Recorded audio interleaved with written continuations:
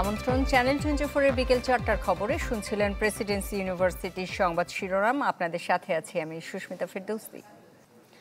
আলোচিত শীর্ষ সন্ত্রাসী সুব্রত বাইন ও মোল্লা মাসুদকে গ্রেফতার করেছে সেনাবাহিনী। যৌথ বাহিনীর অভিযানে কুষ্টিয়া থেকে তাদের গ্রেফতার করা হয়। পরে তাদের দেয়া তথ্যে ঢাকার হাতিরঝিল এলাকায় যৌথ বাহিনীর অভিযান চালিয়ে আরও 6 জনকে গ্রেফতার করা হয়।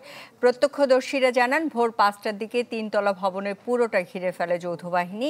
এ সময় নিচতলার দরজা ভেঙে সুব্রত বাইন ও মোল্লা মাসুদকে গ্রেফতার করা হয়। এ সময় তাদের কাছ থেকে 5টি পিস্তল ও গোলাবারুদ উদ্ধার করা হয়। সুব্রত বাইনের নামে 30টি হত্যা মামলা সহ শতাধিক মামলা রয়েছে। ইন্টারপোলের শীর্ষ তালিকাভুক্ত আসামির তালিকাতেও তার নাম রয়েছে।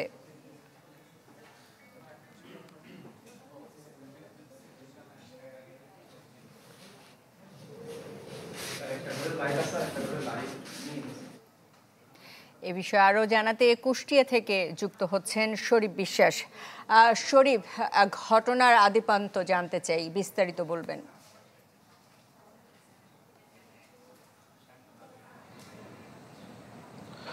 হ্যাঁ সুস্মিতা, আসলে আমি এখন ঠিক এই মুহূর্তে রয়েছে কুষ্টিয়া শহরের এটা কালীশঙ্করপুর এলাকায়। ঠিক আমার পেছনের যে বাড়িটা দেখা যাচ্ছে, এই বাড়িটা কিন্তু এই বাড়ি থেকে আমরা যেটি সংবাদ শিরোনামে আমরা জানলাম বা দেখতে পারলাম যে সুব্রত বাইন বা দেশের শীর্ষ সন্ত্রাসী সুব্রত বাইন এবং মোল্লা মাসুদকে গ্রেপ্তার করেছে সেনাবাহিনী।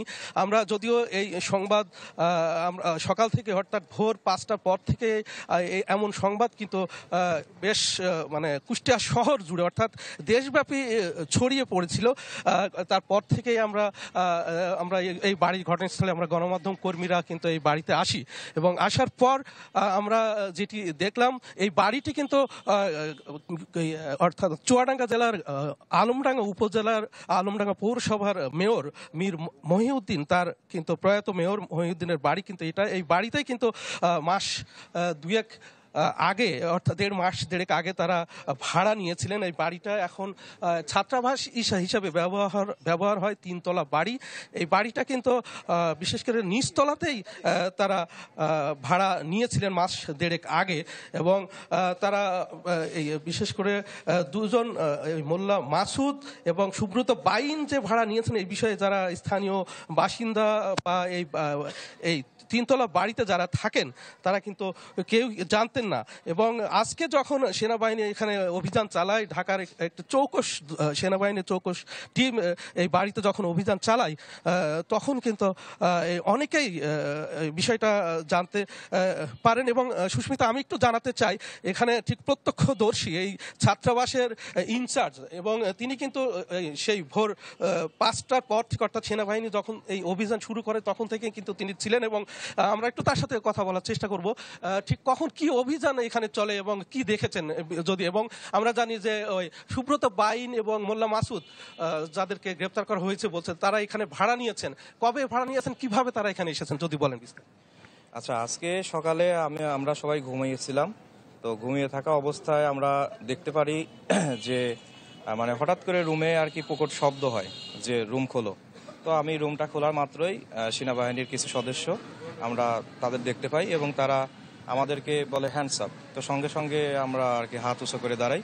আমাদের ফ্লোরে আমরা যারা ছিলাম তাদেরকে সবাইকে আমাদের ওই 20 জনকে তারা একত্রিত করে বলে যে এখানে আসলে আমরা একটা বাংলাদেশের শীর্ষ সন্ত্রাসী তার সন্ধান পেয়েছি, আমরা এখানে অভিযান পরিচালনা করছি, তোমাদের নিরাপত্তার স্বার্থে তোমরা এখানে আর কি অবস্থান করো, তোমাদের সেফ জোন দিচ্ছি।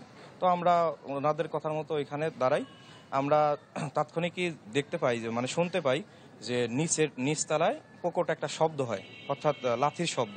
তো এটার কারণে বুঝতে পারলাম যে হয়তো দরজাটা ভাঙা হচ্ছে। দরজা ভাঙার পরেই শব্দ হয় হ্যান্ডস আপ এবং আরও কিছু লাউডলি শব্দ হয়। তখন ভাবলাম যে কাউকে হয়তো ওনারা পেয়েছে।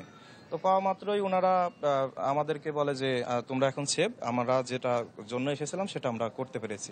তারপরে আমরা বেলকনিতে দাঁড়াই, আমাদেরকে বলে নিচে আসা যাবে না। আসার পরে আমরা প্রায় 40 মিনিট মতো অপেক্ষা করি। তারপরে আমরা দেখতে পারি যে এখানে প্রায় 5টা মতো সেনাবাহিনীর গাড়ি ছিল, একটা মাইক্রো গাড়ি আসলো। আসার পরে রুম থেকে 2টা লোককে বের করা হলো। একজন সাদা লুঙ্গি পরিহিত এবং একজন ফুল প্যান্ট পরা। তাদেরকে পিছনে হাত বাঁধা 30 সেকেন্ডের মধ্যে এখান থেকে বের করে মাইক্রো গাড়িতে উঠিয়ে নিয়ে তাদেরকে নিয়ে যাওয়া হলো। আর এখানে আমাদের আসলে এরা এইরকম যে একটা লোক রয়েছে আমরা আসলে এটা কখনো জানতেও পারিনি, বা আমরা এটা কখনো মানে আশাও করিনি যে এরকম কোনো পার্সন থাকতে পারে, কারণ আমরা এখানে সবাই শিক্ষার্থী। তো আমরা আমাদের দোতলা এবং তিনতলা, এই তিনতলা ছিল আমাদের হচ্ছে ম্যাচ, তো নিচের তলাটা হচ্ছে দীর্ঘদিন সংস্কারের কাজের জন্য ছিল। তো আমরা হচ্ছে এটাকে আমাদের এই পাশের বিল্ডিং এর এক আঙ্কেল এসে বলে যে আমার কিছু রিলেটিভস এবং হচ্ছে আমার প্রতিষ্ঠানের কিছু কাজ করার জন্য আমি কিছু কাগজপত্র এখানে রাখতে চাই। হ্যাঁ, ধন্যবাদ। আর সুস্মিতা, আসলে একটি বিষয় আমরা যেটি এই ছাত্রাবাসের এই ছাত্রটা জানাচ্ছিলেন যে ঠিক এই বাড়ির পেছনের একজন কিন্তু এই মাস দেড়েক আগে হাফিজুর রহমান এবং হেলাল নামের যে দুজন ব্যক্তি তারা কিন্তু এই বাড়িতে তাদেরকে ভাড়াটিয়া হিসাবে তোলেন। অর্থাৎ তাদেরকে জিজ্ঞাসাবাদ করলে জানতে পারবেন বা জানা যাবে যে আসলে তাদের সাথে এই দুজনের অর্থাৎ সুব্রত বাইন এবং মোল্লা মাসুদের কি সম্পর্ক রয়েছে। এবং ঘটনার পর থেকেই এলাকায় কিন্তু ব্যাপক চাঞ্চল্যের সৃষ্টি হয়েছে এবং এই বাড়িটা কিন্তু ঠিক কুষ্টিয়া জেলা কারাগারের প্রাচীর ঘিরে, অর্থাৎ পেছনেই কিন্তু এই বাড়িটি। সব মিলিয়ে বলা যায় এই বাড়িকে ঘিরে কিন্তু ব্যাপক চাঞ্চল্যের সৃষ্টি হয়েছে। সুস্মিতা। শরীফ, আপনাকে ধন্যবাদ। কুষ্টিয়া থেকে সুব্রত বাইন এবং মোল্লা মাসুদকে গ্রেফতার করা হয়েছে সে বিষয়ে জানাচ্ছিলেন শরীফ বিশ্বাস। মৃত্যুদণ্ড থেকে খালাস পেয়েছেন জামায়াত নেতা এটিএম আজহারুল ইসলাম। প্রধান বিচারপতি ডক্টর সৈয়দ রেফাত আহমেদের নেতৃত্বাধীন 7 বিচারপতির আপিল বেঞ্চ সর্বসম্মতিক্রমে রায় দিয়েছেন। বলেন, বিচারের নামে অবিচারের শিকার হয়েছেন এটিএম আজহার। মানবতা বিরোধী অপরাধে এর আগে জামাতের 6 নেতার ফাঁসি কার্যকর হলেও এটিএম আজহারের মামলার শুনানিতে আগ্রহই দেখায়নি আওয়ামী লীগ সরকার। তবে 5 আগস্ট শেখ হাসিনা পালানোর পর ফাঁসির দড়িতে মৃত্যুর প্রহর গুনতে থাকা এটিএম আজহার যেন নতুন জীবনের দিশা পান। তার পক্ষে রিভিউ মামলাটি শুনানির জন্য আনা হলে ফের আপিল শুনানির নির্দেশ আসে সর্বোচ্চ আদালত থেকে। তবে এবারে শুনানিতে একের পর এক উঠে আসে মিথ্যা সাক্ষ্য ও 6 কিলোমিটার দূর থেকে অপরাধ সংগঠিত হতে দেখার অবিশ্বাস্য গল্প। অবশেষে মঙ্গলবার আপিল বিভাগ সর্বসম্মতভাবে সিদ্ধান্ত দিলেন বিচারের নামে অবিচারের শিকার হয়েছিলেন আজহার। শুধু তাই নয়, ফৌজদারি বিচার ব্যবস্থার সব রীতি ভেঙে সাজা দেয়া হয় তাকে, আর তাই খালাস দেয়া হয় এটিএম আজহারকে। জনাব এটিএম আজহারুল ইসলাম সাহেবকে সকল অভিযোগ থেকে বেকসুর খালাস প্রদান করেছেন। আজকে থেকে, এখন থেকে জামায়াত ইসলামীর সাবেক ভারপ্রাপ্ত সেক্রেটারি জেনারেল জনাব ATM Azharul Islam is an innocent man. আদালত বলেছেন আমরা চেষ্টা করব আজকেই যেন আজকে এবং কালকের মধ্যে যেন এই শর্ট অর্ডারটা প্রসেস হয়ে জনাব এটিএম আজহারুল ইসলাম সাহেব মুক্তি পেতে পারেন, এই জন্য সকল আইনি ব্যবস্থা আমরা গ্রহণ করব। এরা প্রাথমিকভাবে সন্তুষ্টির কথা জানায় জামাত ইসলামী। কোরআন বলেছে যে সত্যের বিজয় হবে, মিথ্যা দূরীভূত হবে এবং মিথ্যার পতন অবশ্যম্ভাব। আজকে মহামান্য সুপ্রিম কোর্টের রায়ের মাধ্যমে এই সত্যই প্রমাণিত হয়েছে।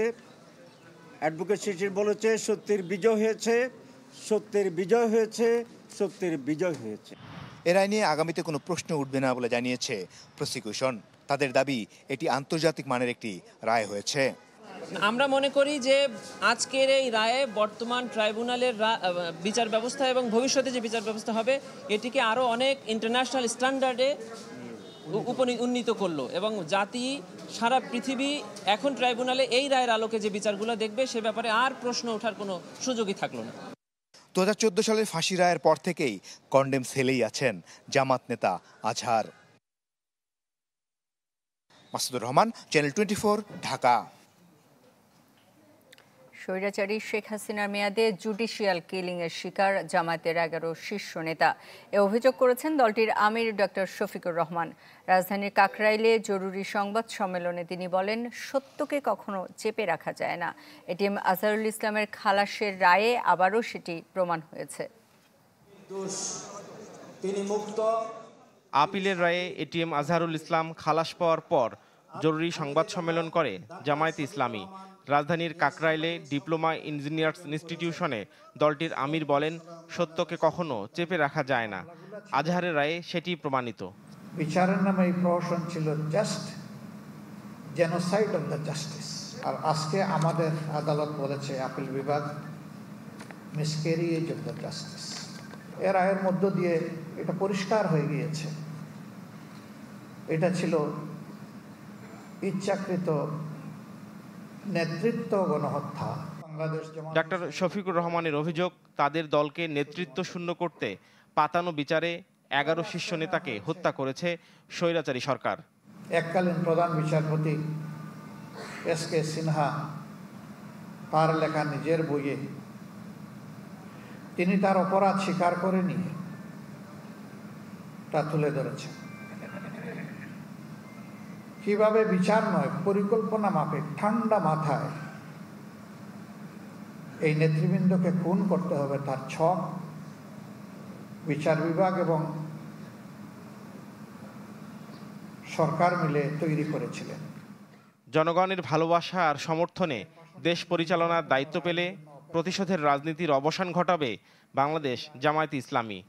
আমরা প্রতিশোধ নেইনি, আপনারা দেখেছেন, কিন্তু আমরা ন্যায় বিচার চাই। নাফিউল ইসলাম লিংকন, চ্যানেল 24, ঢাকা।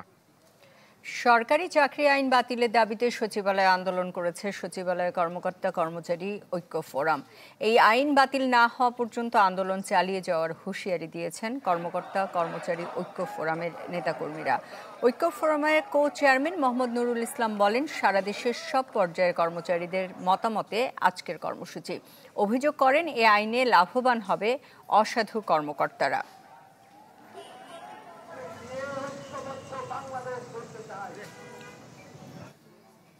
3 কর্মদিবসের মধ্যে ফ্যাসিবাদের দোসর আমলাদের অপসারণের দাবি মেনে না নিলে সচিবালয় অভিমুখে ফ্যাসিবাদ উৎখাত কর্মসূচির ঘোষণা দিয়েছে জুলাই মঞ্চ।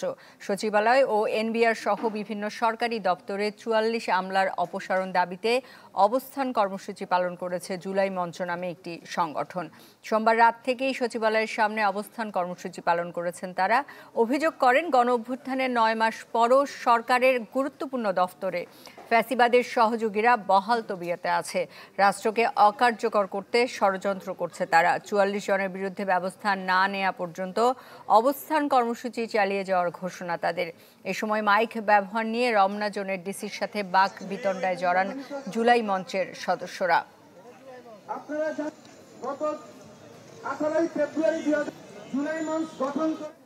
গণঅভ্যুত্থানের আকাঙ্ক্ষা এখনো বাস্তবায়িত হয়নি, উল্টো অন্তর্বর্তী সরকারকে নিয়ে একের পর এক ষড়যন্ত্র হচ্ছে বলে মন্তব্য করেছেন জাতীয় নাগরিক পার্টির যুগ্ম সদস্য সচিব আরিফ সোহেল। দুপুর 12:30টার দিকে সচিবালয়ের সামনে স্বৈরাচারের দোসর আমলাদের উৎখাতের দাবিতে বিপ্লবী ছাত্র জনতার ব্যানারে আন্দোলনরত এসে হাজির হন।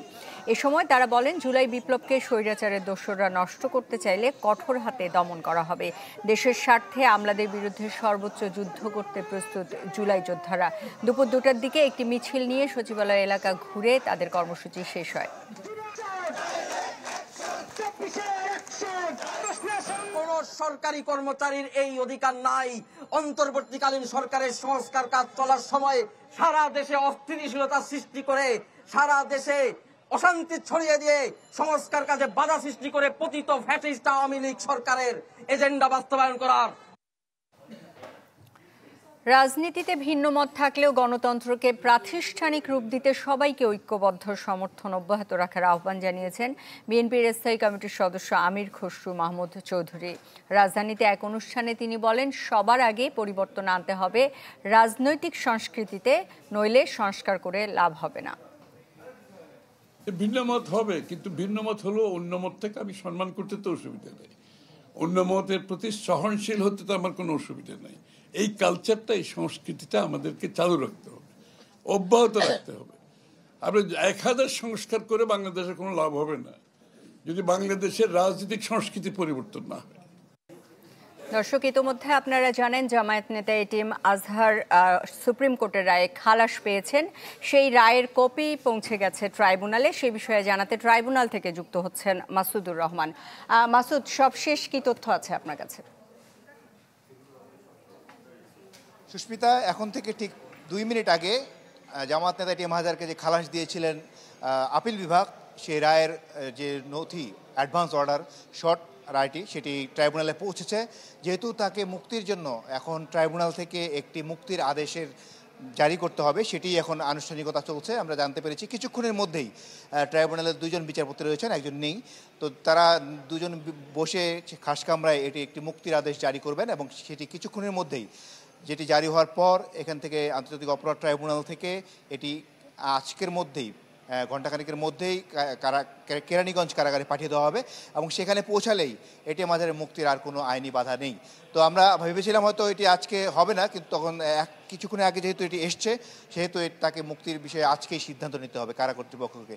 আর এর আগে সকালে যখন আন্তর্জাতিক অপরাধ ট্রাইব্যুনাল তাকে খালাস দেন, সেই রায়ের কপিও বের হয়েছে। সেখানে বলা হয়েছে যে আগের যে রায়গুলো হয়েছে, ট্রাইব্যুনাল রায় দিয়েছিল, তাকে যে ছয়টি অভিযোগে সাজা দিয়েছিল সেটি সঠিক হয়নি এবং আপিল বিভাগ আগে যে রায় দিয়েছিল সেটিও সঠিক হয়নি বলে তারা সেই 2টি রায়ই বাতিল করে দিয়েছেন। এবং বাতিল করার পাশাপাশি তারা এও বলেছেন যে তার সাথে অবিচার যে করা হয়েছে সেটি রায়ের মধ্যে সংক্ষিপ্ত রায়েও সেটি উল্লেখ করা হয়েছে। সব মিলিয়ে এখন এই রায়টির শুধুমাত্রই যেহেতু পৌঁছে গেছে, এটি এখন আজকে কিছুক্ষণের মধ্যেই সেটি মুক্তির আদেশটি বের হয়ে সেটি কেরানীগঞ্জ কারাগারে পৌঁছানোর পর সেটি আজকে আজহার মুক্তি পাবেন। সুস্মিতা। মাসুদ, আপনাকে ধন্যবাদ। ট্রাইব্যুনাল থেকে আমাদের সাথে যুক্ত হয়েছিলেন মাসুদুর রহমান। ঢাকা বিশ্ববিদ্যালয়ের শিক্ষার্থী শাহরিয়ার আলম সাম্য হত্যা মামলায় আরও 8 জনকে গ্রেফতার করেছে ঢাকা মহানগর গোয়েন্দা পুলিশ। 11 জনকে গ্রেফতারের পর রহস্য উদ্ঘাটনের দাবি করেছে ডিবি। বিস্তারিত জানাতে বিকেল 4:45টায় সংবাদ সম্মেলন করবেন ডিএমপি কমিশনার শেখ মোহাম্মদ সাজ্জাদ আলী। এই মামলায় এর আগে 3 জনকে গ্রেফতার করেছিল শাহবাগ থানা পুলিশ। গেল 13 মে মধ্যরাতে রাজধানীর সরওয়ার্দী উদ্যানে ছুরিকাঘাত করা হয় সাম্যকে। পরে ঢাকা মেডিকেলে নেওয়া হলে মৃত ঘোষণা করেন চিকিৎসক। ফরেন সার্ভিস একাডেমিতে এই মুহূর্তে ব্রিফ করছেন প্রধান উপদেষ্টা প্রেস সচিব শফিকুল আলম। আমরা সরাসরি চলে যাচ্ছি সেখানে। আবুধাবি পোর্টস, ডিপি ওয়ার্ল্ড এই সহ অনেকে ইনভেস্টমেন্ট করার আশা করেছে, আগ্রহ দেখিয়েছেন। আর পেট্রোনাস এবং আরামকো হচ্ছে পৃথিবীর লার্জেস্ট পেট্রোকেমিক্যাল কোম্পানি, তারা সেখানে একটা বড় রিফাইনারি, ওয়েলে রিফাইনারি করার, পেট্রোকেমিক্যাল কমপ্লেক্স করার ইন্টারেস্টটা শো করেছেন। তো এছাড়া জাপানিজ কোম্পানি জেরা এবং অন্যান্য পেট্রোনাস এবং বেশ কিছু কোম্পানি যারা ইভেন মিডল ইস্টের কিছু কোম্পানি তারা ওইখানে ল্যান্ড বেস এফএসআরইউ যেটার মাধ্যমে এলএনজি টার্মিনাল করারও আগ্রহ প্রকাশ করেছেন। তো এটা ছিল। এছাড়া পুরো আমাদের ইআরডি আমাদেরকে যেটা দিয়েছে সেটা হচ্ছে যে পুরো মাতারবাড়িকে একটা ইন্ডাস্ট্রিয়াল এবং লজিস্টিক্স হাব করতে হলে ইনিশিয়ালি আমাদের $18 বিলিয়ন লাগবে। এই $18 বিলিয়ন আমরা এইটা কি আমরা চেষ্টা করব যে এটা যাতে ডিসকাশনে আসে বা এই পুরো ভিজিটে এটা নিয়ে কথাবার্তা হয়, এটা একটা ইচ্ছা আছে। আর কক্সবাজারের ডেভেলপমেন্টের জন্য $2.5 বিলিয়ন এবং একটা ইন্টিগ্রেটেড কানেক্টিভিটি ইনফ্রাস্ট্রাকচার করার জন্য $3.3 বিলিয়ন। তো এই টোটাল ইনভেস্টমেন্ট রিকোয়ারমেন্ট এই পুরো জায়গায় আপাতত হচ্ছে $28.965 বিলিয়ন, প্রায় $29 বিলিয়ন। তো এগুলো নিয়ে কিছু প্রজেক্ট নিয়ে, সবগুলো না, কিছু প্রজেক্ট নিয়ে যেগুলো খুবই দরকার, এসেনশিয়াল রাইট নাও, সেগুলো নিয়ে জাপানিজ যেগুলো ডেভেলপমেন্ট এজেন্সিস আছে সেগুলোর সাথে তাদের সাথে কথা হবে। তো আমরা আশা করছি এটা খুবই ফ্রুটফুল একটা ভিজিট হবে। চিফ অ্যাডভাইজার 31শে মে দেশে ফিরে আসবেন। রাজধানীর ফরেন সার্ভিস একাডেমিতে কথা বলছিলেন প্রধান উপদেষ্টার প্রেস সচিব শফিকুল আলম। আমরা সরাসরি ছিলাম সেখানে। কুড়িগ্রাম, মেহেরপুর ও সাতক্ষীরার সীমান্ত দিয়ে আরও 90 জনকে পুশিন করেছে বিএসএফ। স্থানীয়রা জানান, ভোরে কুড়িগ্রামের রৌমারীর বড়াইবাড়ির সীমান্ত দিয়ে 14 নারী পুরুষকে ঠেলে দেয় আসামের কাকরিপাড়া বিএসএফ সদস্যরা। বাধা দিতে বিজিবি শূন্য রেখায় গেলে গুলি ছোড়ে ভারতীয় সীমান্তরক্ষীরা। ঘটায় ককটেলের বিস্ফোরণ। যাদের পাঠানো হয়েছে তারা কোন দেশের নাগরিক তা নিশ্চিত হওয়া যায়নি। একই জেলার নাগেশ্বরী সীমান্তে 23 জনকে পুশিন করেছে বিএসএফ। আর মেহেরপুরের মুজিবনগরের 30 এবং সাতক্ষীরার কোষখালী সীমান্ত দিয়ে 23 জনকে ঠেলে দিয়েছে ভারত। হাওড়া আনার পরে এইদিকে সারা 2-3 ঘন্টা বসে লেগেছিল স্টেশন। থাকার পরে আবার বাস দিয়ে বিএসএফ কে আমরা নিয়েছি। একদিন 2 দিন বাদ পুলিশের গাড়ি যাবে, সিআইডির গাড়ি যায়, পুলিশের গাড়ি যায়, যা চেক করে মানে বাংলাদেশি লোক আছে নাকি। বিএসএফ কর্তৃক বাংলাদেশে ছেলে দেওয়া 30 জন নারী, পুরুষ, শিশুদের আমরা এটা যাচাই বাছাই করতেছি, পরবর্তীতে আইনগত ব্যবস্থা গ্রহণ করা হবে। পুশিন বাড়লেও সুরক্ষিত আছে দেশের সীমান্ত। রাজশাহীতে ডেপুটি জেলার ও কারারক্ষীদের প্রশিক্ষণ কোর্সের সমাপনী কুচকাওয়াজে অংশ নিয়ে একথা বলেন স্বরাষ্ট্র উপদেষ্টা জাহাঙ্গীর আলম চৌধুরী। ভারতের প্রতি আহ্বান জানান বাংলাদেশি হলে পুশিন না করে রীতিনীতি মেনে তাদের ফেরত পাঠানোর। পুশিনের সংখ্যা বেড়েছে, এই জন্য আমরা প্রতিবাদও করেছি। বাট যারা আমাদের দেশি, আমাদের বাংলাদেশি, যেহেতু আমাদেরই ভাই, তাদের ক্ষেত্রে আমরা বলছি ভারতকে যে তোমরা প্রপার চ্যানেলে পাঠাও। এ ব্যাপারে আমাদের লেভেলে হয়েছে, ফরেন মিনিস্ট্রি তো তারা যোগাযোগ করতেছে। সাগর কন্যা কুতুবদিয়া প্রাণ প্রকৃতির প্রাচুর্যে ভরা এক বিশাল দ্বীপ, কিন্তু স্থায়ী বেড়িবাঁধের অভাবে মানচিত্র থেকে একটু একটু হারিয়ে যাচ্ছে এই জনপদ। সমুদ্রের ভাঙনে গত 34 বছরে বিলীন হয়েছে 183 একর। ভিটেমাটি হারানোর শঙ্কায় তাই দিন কেটে যায় উপকূলবাসীর। কুতুবদিয়ার নানা চ্যালেঞ্জ নিয়ে আশরাফুল আলম আকাশের 6 পর্বের ধারাবাহিক রিপোর্টের আজ প্রথমটি ছবি তুলেছেন সবুজ হোসেন। সাগরের বুকে নিয়ম করে স্বর্ণালী সন্ধ্যা নামে কুতুবদিয়ায়। এখানে খেলা করে ওঠে প্রাণ প্রকৃতির অনবদ্য গল্প, যে গল্প মহাবিষ্ট করে রাখে সৌন্দর্য পেয়াসী মনকে। কিন্তু দ্বীপাঞ্চলের যাপিত জীবনকে যে ভীষণ ভয় ঘিরে রাখে, সে খবর রাখে কজন? সাগরের নোনা ঢেউ কখন এসে ভাসিয়ে নিয়ে যায় খড়খুটোরে জীবন, সেই শঙ্কায় তাদের রোজকার সঙ্গী। বেড়িবাঁধ এখানে থাকা না থাকা এক সমান, তাই তো টিকে থাকার দাবি দাওয়াগুলো মিলিয়ে যায় দুরাশায়। আমাদের বাড়ি সম্পূর্ণ ভেঙে গেছে, এখন নতুন করে বাসস্থান তৈরি করেছি। এই বাড়িঘর সমুদ্রে ভাঙতে ভাঙতে এখন মসজিদ শহর চলে গেছে। যে সংস্কার হয় সেই সংস্কারগুলো আমাদের কাজে লাগে না, আমাদের কাজে লাগবে শুধুমাত্র টেকসই বেড়িবাঁধ হলে। কুতুবদিয়া দ্বীপেই মুস্তাফা বেগমের কেটে গেছে 50 বছরের জীবন সংসার। তিনবার দেখেছেন সমুদ্র গর্ভে নিজের বসতভিটার অসহায় বিলীন হওয়া। মনে হয় তো দরগা যাইরা বাজে ফরানাম যাইতই এই জায়গা বাজে আর হনিকে যাইনি পারি আর তো হনকুদ থরখুল নাই যার সম্মতি নেই হন্দেশ যাইও। 1991 সালের ঘূর্ণিঝড় ও জলোচ্ছ্বাসে প্রাণ হারান এ দ্বীপের কয়েক হাজার মানুষ। উপজেলা প্রশাসনের তথ্যমতে টেকসই বেড়িবাঁধের অভাবে এ পর্যন্ত কুতুবদিয়ার 183 একর জনপদ হারিয়ে গেছে বঙ্গোপসাগরে, যা বাড়ছে প্রতি বছরই। সাগরের যে পার, সেখানে কিন্তু অনেকাংশ আর অনেক জায়গায় বিলীন হয়েছে, যেটা আমাদের কাছে হালনাগাদ কোনো তথ্য বা রেকর্ড বা জরিপ নাই। কিন্তু যেমন আমাদের কোয়ের বিল এবং আমাদের আলী আকবর ডেল, দু জায়গায় কোনো বেড়িবাঁধে নাই। জেলা উন্নয়ন সমন্বয় কমিটির সভায় এই বিষয়টি আলোচিত হয়েছে। সে এলাকার মানুষ আমাদের কাছে এসেছেন, তারা তাদের দুঃখ কষ্টের কথাগুলো জানিয়েছেন, আমরা সরকারের দৃষ্টি আকর্ষণ করেছি। 1.5 দশকের বড় উন্নয়নের গল্প সত্যি হয়ে ধরা দেয়নি ছোট্ট এ দ্বীপে। রঙিন স্বপ্ন দেখা দূরে থাক, বড্ড সাদা কালো স্বপ্নগুলো একটু একটু করে তলিয়ে যাচ্ছে সাগর জলে। আশরাফুল আলম আকাশ, চ্যানেল 24, কুতুবদিয়া, কক্সবাজার। এই ছিল বিকেল 4টার খবরে। বিশ্বের যে কোনো প্রান্ত থেকে সব শেষ খবর জানতে ভিজিট করুন আমাদের Facebook page, YouTube channel, website. এতক্ষণ সাথে থাকার জন্য ধন্যবাদ সবাইকে।